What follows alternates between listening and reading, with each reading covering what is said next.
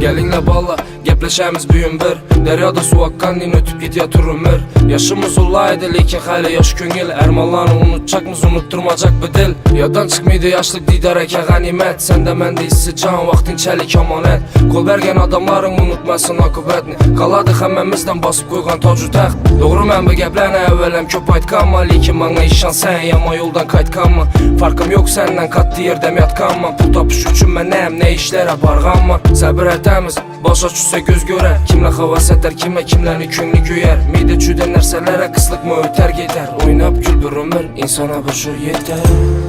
Oynab gül dostum devrini sür dostum. Bu dünyala ganimet könülle her daim dolsun. Oynab gül dostum devrini sür dostum.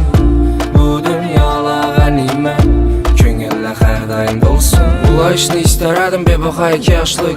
Ulaydım gerek bulsa gördüm doklu kamaşlık. Kaytarıp umidi lekin istedim seni yaşlık. İstedim rastlanam yalğanı yok vaxtlanı. Həmişə sağ olsun bu devrede oturğala. Kulaqını bana salıp xayal sürgən xar adamla. Leki yaddan çıkarmanla ötüp yeter əmməsi. Səndən kalar yaxşı ad məndən ad iş yerlərim. Doğru mən bu gəpləni əvvələm köp aytqanma. Lekin bana işan sen yama yoldan qaytqanma.